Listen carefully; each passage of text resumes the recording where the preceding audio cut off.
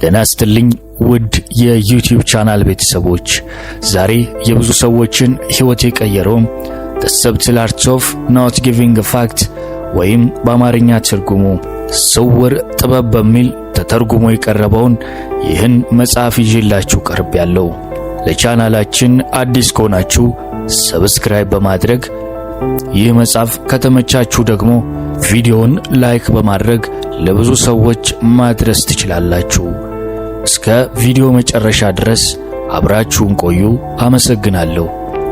ይህ ስውር ጥበብ የተሰኘው መጽሐፍ ሕይወትህን በጥበብ በመምራት አስደናቂ ለውጥ እንደምታመጣ እንደሚረዳህ ልባዊ ምኞቴ ነው። አትሞክር።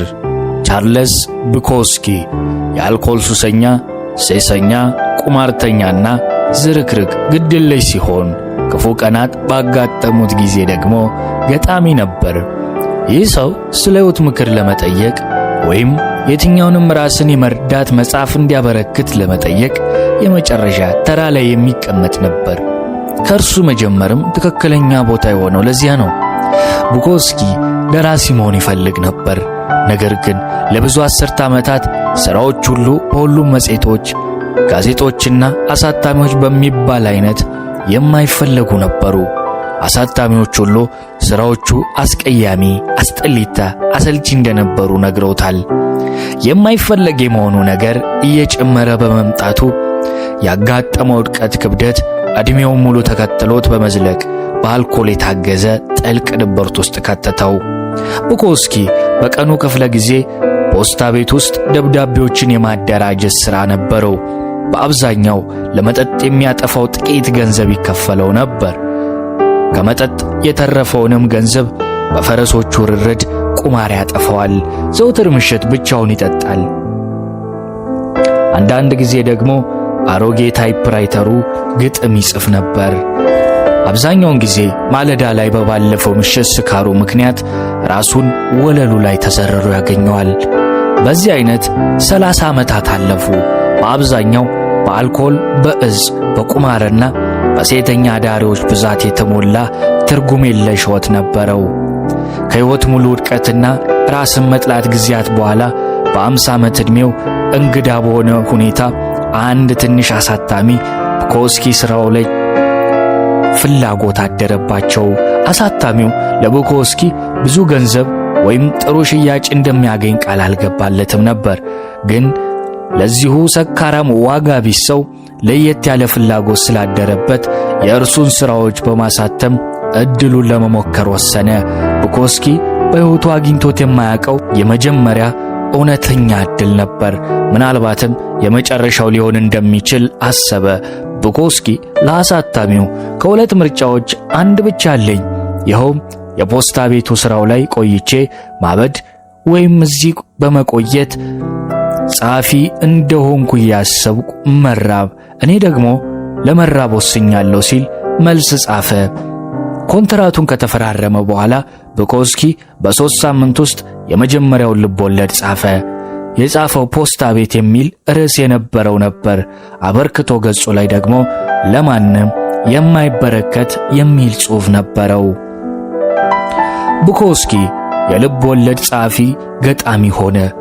ቀጥሎም 6 ልብ ወለዶችና በመቶዎች የሚቆጠሩ ግጥሞች በመጻፍ ከ2 ሚሊዮን ኮፒዎች በላይ መሸጥ ቻለ።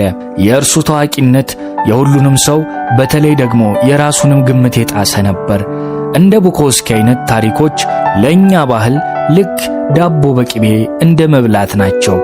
የቡኮውስኪ ሕይወት ሰው ለሚፈልገው ነገር ይታገላል፣ ተስፋ አይቆርጥም፣ በመጨረሻ ሕልሙን ያሳካል የሚለውን የአሜሪካውያንን ሕልም ያቀፈ ነው። ሊከሰት የሚችል ፊልም እንደሚጠበቅ ነበር። ሁላችንም እንደ ቡኮውስኪ አይነት ታሪኮችን ማየትና አያችሁ፣ ተስፋ አልቆረጠም ነበር፣ መሞከሩን አላቋረጠም ነበር። ሁሌም በራሱ ያምን ነበር።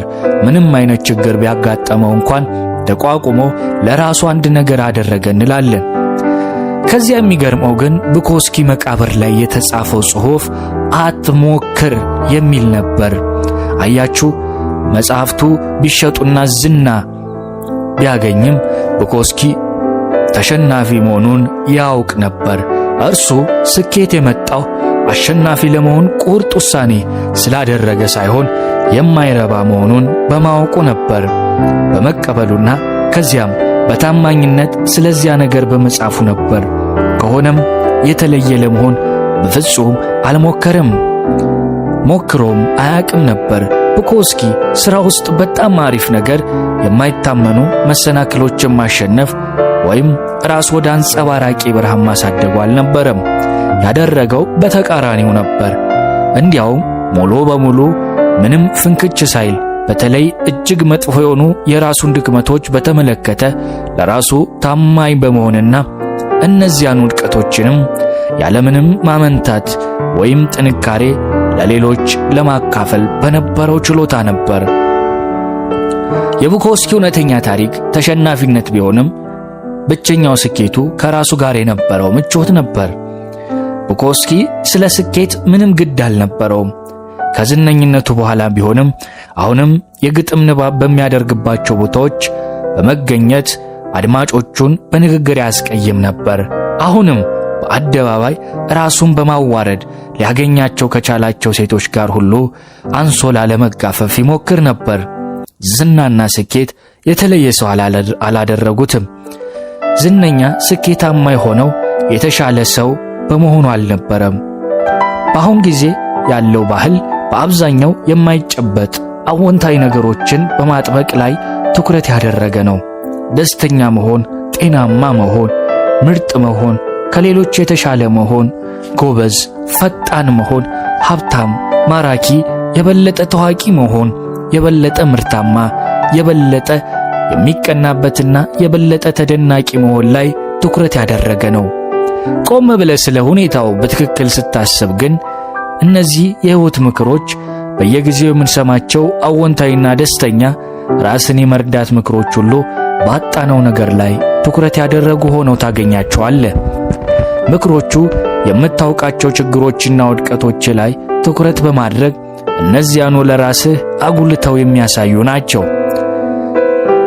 አስቀድመህ በቂ ገንዘብ እንደሌለ ስለሚሰማ ገንዘብ ለመስራት ምርጥ ስለሆነው መንገድ ትማራለህ።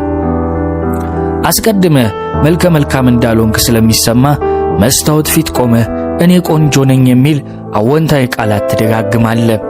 ተወዳጅ እንዳልሆንክ ስለሚሰማ የፍቅር ቃላት ትደጋግማለህ። ተወዳጅ እንዳልሆንክ ስለሚሰማ የፍቅር ግንኙነት ምክሮችን ትከታተላለህ።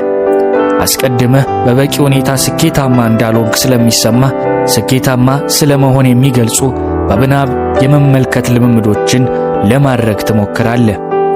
የሚገርመው ይህ በምናባችን የምንስለው የተሻለውንና የላቀው ነው።